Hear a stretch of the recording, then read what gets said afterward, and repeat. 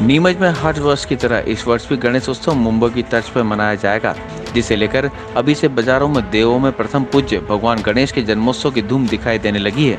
लेकिन नीमच में इस बार कुछ युवाओं ने गणपति की आराधना में पर्यावरण की फिक्र करते हुए लोगों को इको फ्रेंडली गणेश प्रतिमाओं को घर घर में विराजित किए जाने को लेकर एक जागरूकता कैंप लगाते हुए महिला और बच्चों को मिट्टी के गणेश बनाना सिखा रहे हैं। ये युवा बड़े ही कम खर्च में मिट्टी के गणेश कैसे बनाए जाते हैं, इसे लेकर पूरी ट्रेनिंग दे रहे हैं और साथ ही पीओपी से बनने वाली मूर्ति के नुकसान को लेकर भी लोगों को वे जागरूक करने का काम कर रहे हैं।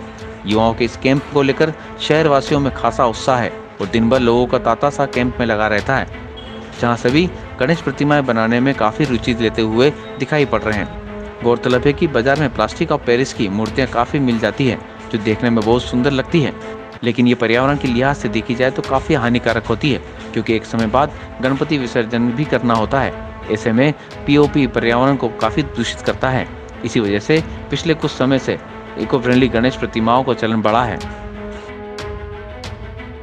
खास बात तो ये है कि इको फ्रेंडली मूर्ति इसलिए बनाई जाती है क्योंकि सबसे पहली बात तो ये हमारा एक धार्मिक त्यौहार है। हम लोग बनाते हैं भगवान की मूर्ति। गणेश जी को अगर हम लोग प्लास्टिक, देखा जाता है कि मार्केट में प्लास्टिक की मूर्तियां और जो भी क्ले आता है वो एक्चुअल में गलता नहीं है, और हम लोग मिट्टी से इको फ्रेंडली गणेश जी इसलिए बना रहे हैं ताकि ये पानी के अंदर हम लोग जब इनको विसर्जित करने के लिए जाते हैं तो वो मिट्टी आसानी से गल जाए। खास बात यह है कि अगर हम लोग प्लास्टिक की मिट्टी को हम लोग जाते हैं विसर्जित करने के लिए तो वो गलती नहीं है। दूसरा, पानी को तो प्रदूषित करती है, जीव जंतु को भी उससे बहुत ज्यादा बड़ी मात्रा में हानि पहुंचती है।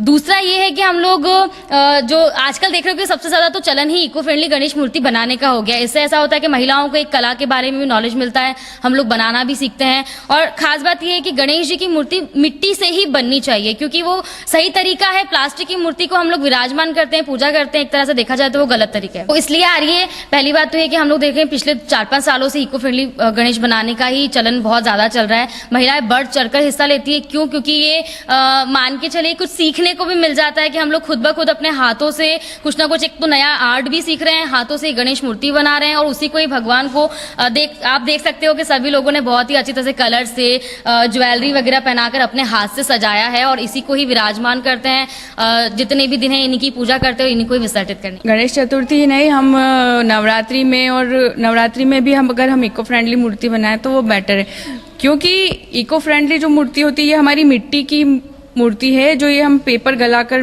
पेपर मेशी से जो मिट्टी बनाते हैं उसी की बनी हुई है। इसको अगर हम विसर्जित करते हैं तो ये एक दिन में पूरी तरह जो है पानी में घुल जाती है, मिट्टी में घुल जाती है और घर में ही हम इसका गमले में, तुलसी के गमले में विसर्जन कर सकते हैं।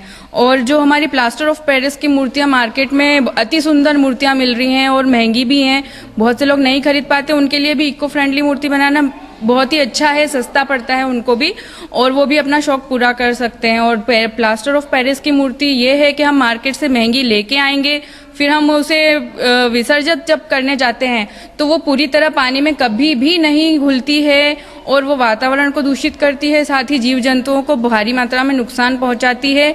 और जब उससे जीव जंतुओं को नुकसान पहुंचता है तो हमारी जो साधना होती है 11 दिन की, वो भी पूरी तरह लगती नहीं है। उसमें क्या है कि हमारे द्वारा मूर्ति जब विसर्जित की गई तो उससे जीव जंतुओं को नुकसान हुआ, तो ये गलत बात है। इसलिए मैं ये कहना चाहूंगी लोगों से कि इको फ्रेंडली मूर्ति बनाएं, पेपर मेशी की मूर्ति बनाएं मिट्टी की, और इसे घर के ही तुलसी के गमले में विसर्जित करें। इससे अच्छा मेरे हिसाब से कुछ नहीं हो सकता।